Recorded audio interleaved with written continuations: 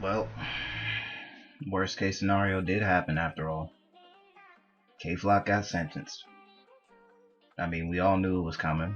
We all knew it was gonna inevitably catch up to him or whatever have you.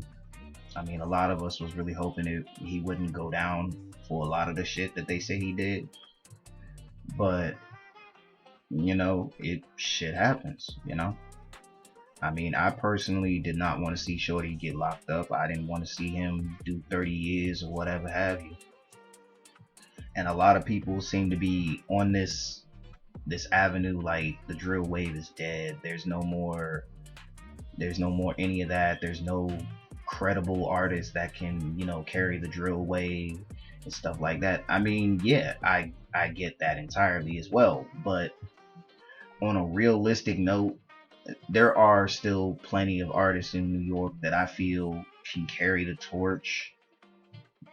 Like this is, and again, this is just a biased opinion. I don't believe that the drill wave has completely fallen off yet. I believe that there's still artists in New York that can, carry the torch of what comes next and what could possibly be, the future of the drill wave in general.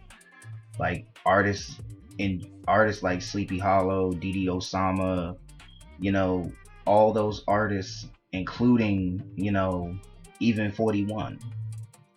Though guys like that, they can carry this. They can carry it. I believe that they can carry it. There's a lot of untapped potential.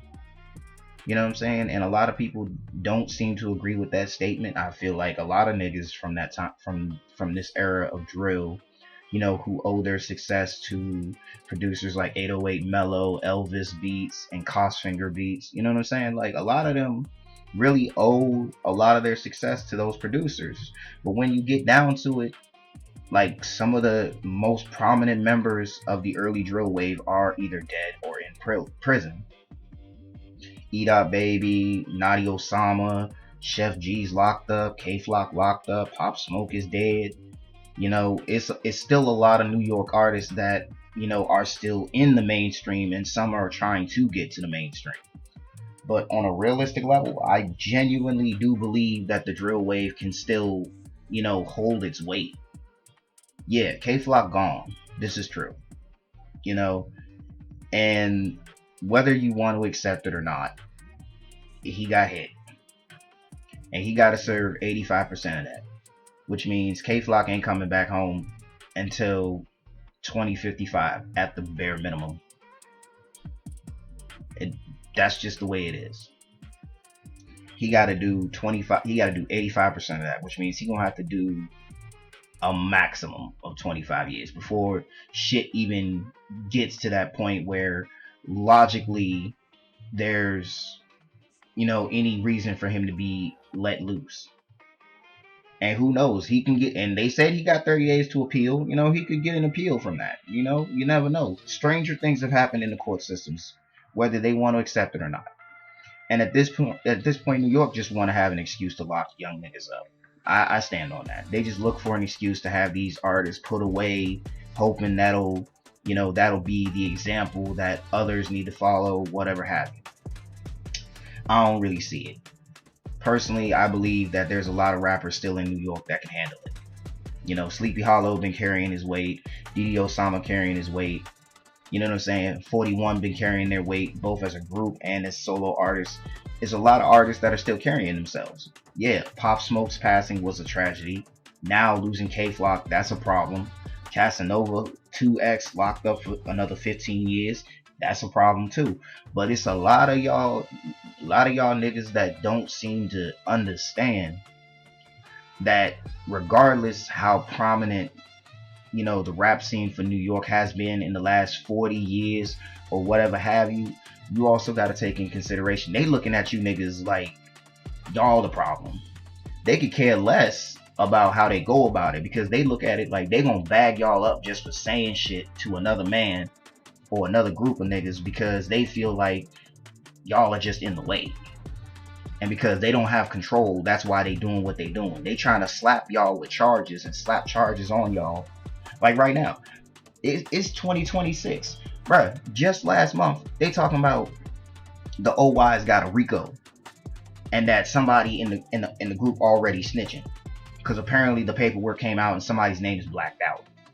So again, that right there, that means it's gonna be somebody else getting ready to go down for this shit. All of that. You know, we can't sit here and rely on, you know, the system to provide us the protection that we need in the streets. I get that. I get that wholeheartedly. I say fuck 12 in the courthouse and all the time. But realistically, with K-Flock doing 30, Chef G gone for 5, Casanova gone for 15, D-Thang getting ready to do what is possibly 20 years behind bars, 22G's getting ready to do 10 years. It's a lot of the artists that really carried this shit on their shoulders. They really about to be gone. And it's a lot of them that really is like they really say what they really rep what they say. They really stand by what they stand on. But at the same time, you got too many people around you that want to follow suit. You feel me? And the drill wave followed suit because everybody picked a side.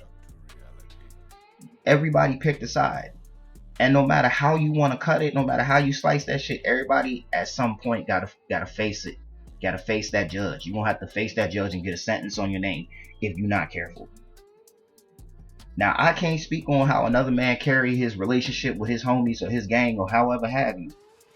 But me personally, I ain't trying to put nobody on in a situation where, nigga, you going away for 30 years. I ain't trying to put myself in a position where I'm gone for 30 years. You know? Like, you take example from the Pop Smoke murder, for example. Like, Pop Smoke getting killed by what is now a 21-year-old. Yeah, okay, you beat that case because you a minor. But realistically, that nigga not gonna have no future. He ain't gonna have nobody on his hip that's gonna protect him should he stupidly go to New York. The same, and in the same case with Nadia Osama's murder. They let that shit go as an aggravated assault, and they took a self-defense claim. And now that young nigga out, free, or whatever, he done already left New York, all types of shit. Because at the end of the day, you realize, like niggas say, go get back for Nadia, go get back for Vaughn. But now look where them niggas at. Look where them niggas is at. It's really sad, but the end result of it is that if you really want to follow the street code, understand, you only gonna end up in two places, either prison or the grave.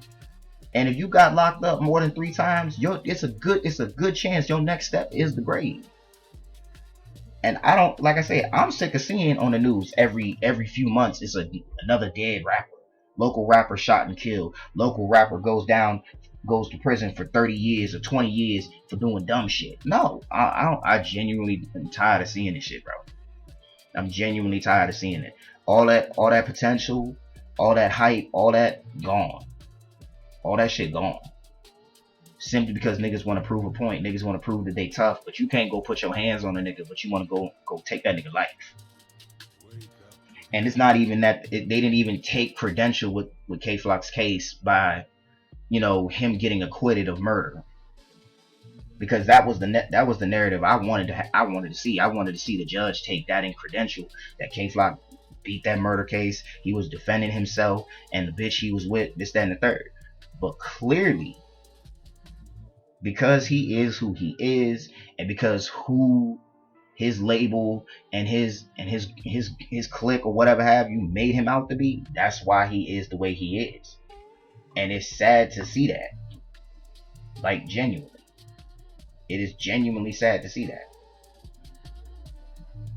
But like I said, it's still a future for the New York drill scene.